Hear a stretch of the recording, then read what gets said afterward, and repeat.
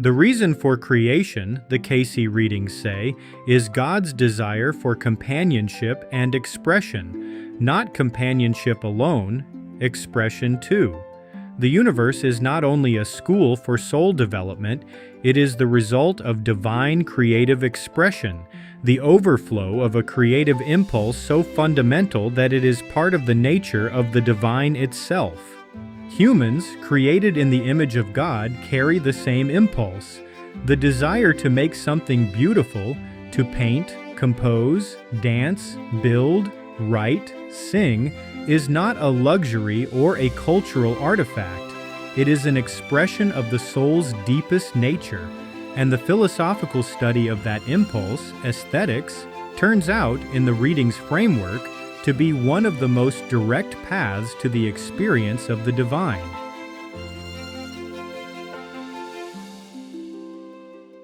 The reading's most consistent aesthetic claim is that genuine art, particularly music, spans the distance between the finite and the infinite. This is not a metaphor for emotional resonance. It is a philosophical claim about what art actually does. It provides the soul with an experience of dimensionality beyond the ordinary three-dimensional world of earthly consciousness.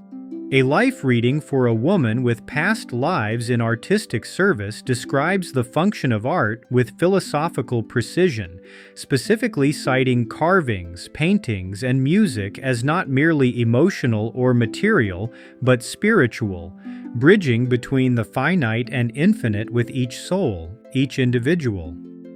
Art is not just emotional expression.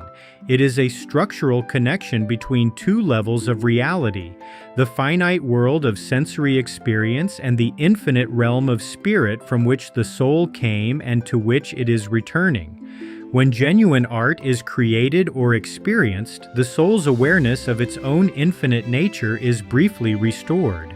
Music receives particular emphasis throughout the readings as the art form most directly capable of this bridging function, and even more directly, the entity may attain or attune self to the infinite more in music than in any other form or manner of activity. This is a strong claim.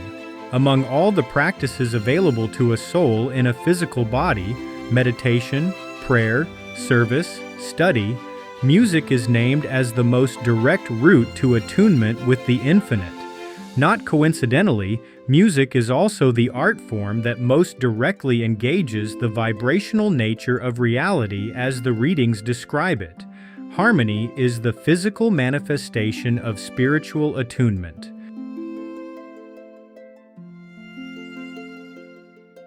The philosophical tradition of the sublime offers the readings a rich framework, and the readings enrich it in return. Two distinct varieties of sublime experience appear in the readings. The first is the Connective Sublime, the experience described by Emerson and Wordsworth in which nature reveals an underlying unity that the ordinary separate self cannot perceive.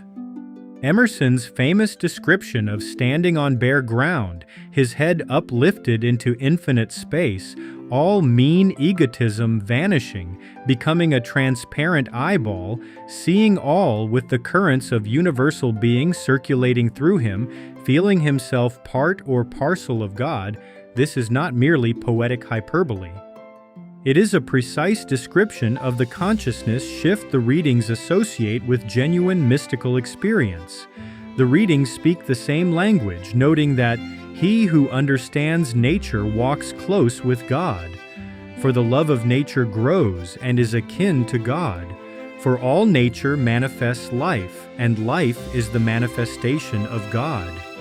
Nature, in the readings framework, is the ongoing expression of divine creative activity. To experience nature aesthetically, to be genuinely moved by a sunset, a storm, the ocean, the stars, is to encounter the divine creative impulse in its most direct physical form. The Connective Sublime is not just emotion, it is recognition, the soul recognizing in the beauty of nature the same creative impulse it carries within itself.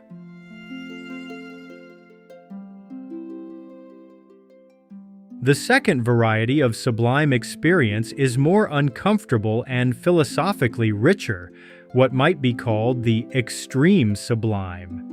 Edmund Burke and Immanuel Kant both wrote about the experience of encountering something so vast, so powerful, so far beyond human scale that terror mingles with fascination. A hurricane, the infinity of space, a mountain range that dwarfs human existence. Kant argued that this experience, though initially terrifying, ultimately produces something valuable, a humbling recognition of one's place in the cosmos that paradoxically reveals the dignity of human consciousness. The human mind, though physically small, can comprehend the infinite, and that capacity is itself sublime. The readings connect this to the fear of the Lord, a biblical phrase they interpret specifically rather than conventionally. In the context of deep meditation, approaching the presence of the divine must avoid selfish motives. This is the meaning of "the fear of the Lord is the beginning of wisdom." For wisdom is the fear to misapply knowledge within self and in relationship to others. For example, the extreme sublime in the readings may be associated with the awakening of Kundalini, the life force moving through the pineal system in deep meditation or intense mystical experience. The readings document that this process can be overwhelming, even dangerous if approached without proper spiritual grounding. The fear that Burke and Kant observed in encounters with the grandeur of nature has its interior counterpart in the soul's encounter with the power of the divine within itself. This is the thin veil between the ridiculous and the sublime that the readings describe. Spiritual elevation and overwhelming experience are not opposites. They are adjacent, connected by the same vibrational reality that music spans in its movement from the comic to the transcendent.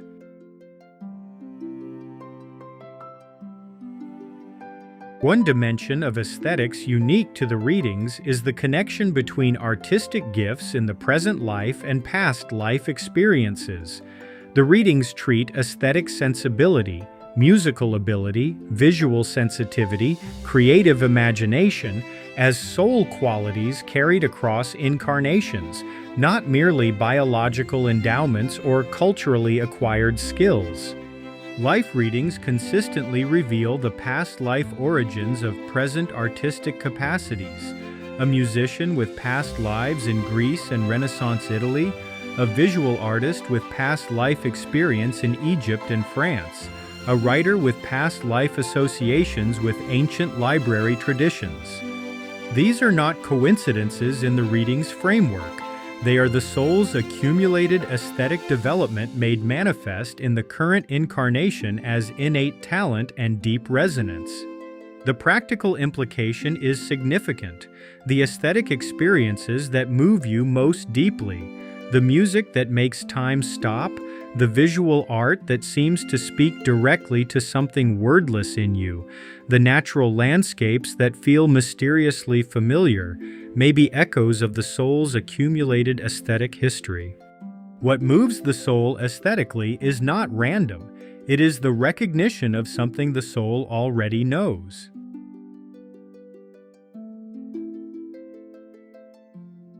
Aesthetics, in the reading's framework, is not a luxury discipline at the edges of philosophy.